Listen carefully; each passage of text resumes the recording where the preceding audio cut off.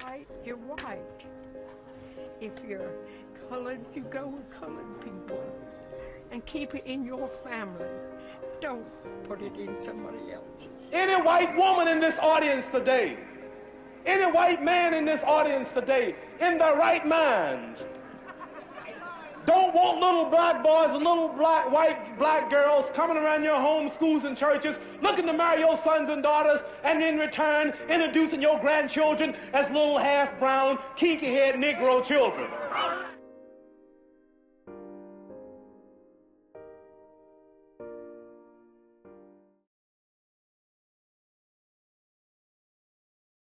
Since the beginning of civilization, humans have always enslaved other humans.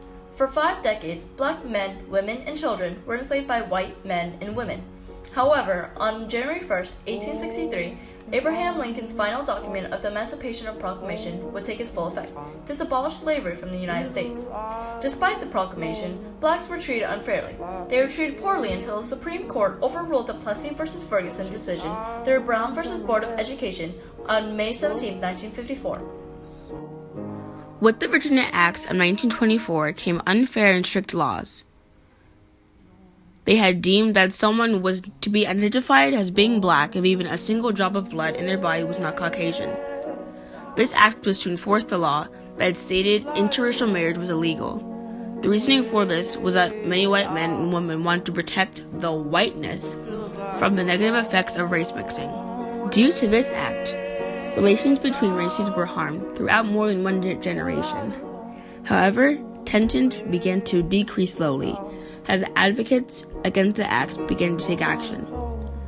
The Virginia Acts continued until the year 1967, when the Loving v. Virginia case drew to a close, with the Lovings claimed victories by the Supreme Court. In the year of 2001, the General Assembly denounced the act as racist.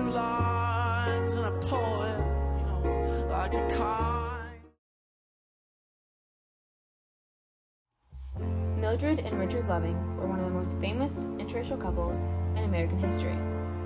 Mildred Loving was an African-American and Native American woman. Born on July 22, 1939, she spent most of her life as a civil rights activist. Her husband, Richard Loving, was a man of Caucasian descent. Born on October 29, 1933, Richard was 6 years old. As adolescents, they started as friends, got really close, and soon fell in love. On June 2, 1958, they got married. However, their relationship came with complications. On July 11, 1958, the two were arrested under Virginia law by Sheriff Garnett Brooks. Richard ended up spending the night in jail. With the pregnant, Mildred spending several more nights there. The couple eventually pleaded guilty to violating the Virginia law.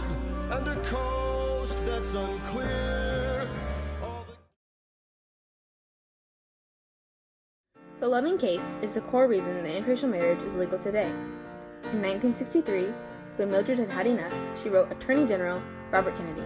Kennedy wrote back and referred the Lovings to the American Civil Liberties Union, ACLU, which accepted the couple's case.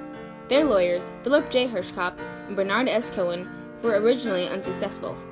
They had the ruling by Judge Leon Bazile that Almighty God created the races white, black, yellow, Malay, and red, and he placed them on separate continents. The two lawyers then took the case to the Virginia Supreme Court of Appeals. After being rejected again, they went to the United States Supreme Court, which held verbal arguments on April 10, 1967. On June 12, 1967, the High Court agreed in favor of the Lovings, striking down Virginia's law and allowing the couple to live happily in Virginia, while also allowing interracial marriage in other states.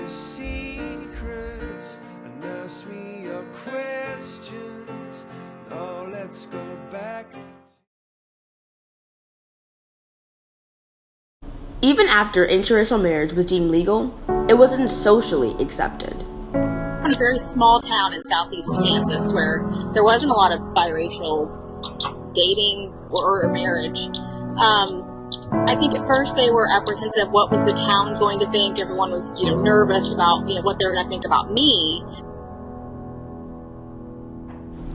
Although segregation was starting to end, mainstream racism was still in effect. Several people protested against this ruling, Muhammad Ali being the most outspoken on the subject. I don't see no black and white couples in England or America walking around proud holding their children. Being stared at and people judging you harshly in public, like this, is a very common thing. Interracial marriages result in biracial children, which stops most people from being in intermixed relationships because their children wouldn't look related to them. They also believed biracial children were ugly and resembled monkeys. Not only was it not accepted in society, but priests and preachers deemed it ungodly and impure to date someone not of your race. It's one thing if you're going against what society wants, but another when you're going against what your religion or God believes. And let me tell you right up front, you young people, you want to marry a black man, you girls, don't ask me to do it, because I will not. I refuse. I cannot do it with a conscience toward God and look these quotes in the face. But interracial couples and marriages of the 60s through the 80s had the worst of it. Sammy Davis Jr. married Swedish-born actress Mae Britt in 1960s, when interracial marriages were forbidden by law in 31 U.S. states.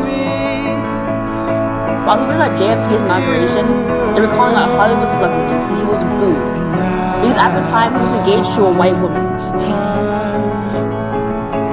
JFK's father was worried that Davis' marriage to a white woman on the eve of the election might cost his son votes, so Davis had to postpone his wedding. During their marriage, the couple received hate mail and were targets of nasty jokes and vicious slurs.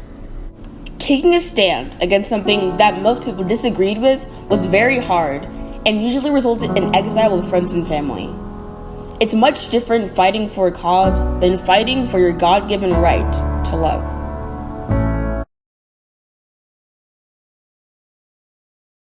The Gallup poll of 2010 showed that the acceptance of interracial marriage is growing. However, it is not fully accepted yet. 96% of Americans that are 18 to 29 years of age approve of interracial marriage. 93% of Americans that are 30 to 49 years of age approve. 84% of Americans that are 50 to 64 years of age approve. And 70% of Americans 65 and older approve of interracial marriage. Support differed slightly in the geographical range as well. In the East, 86% of people approve of race mixing. In the South, 83% of people approve of race mixing. In the West, 93% of people approve of race mixing. And in the Midwest, 86% of people approve of race mixing. Although intermixing between blacks and whites is not completely accepted yet, people still engage in miscegenation.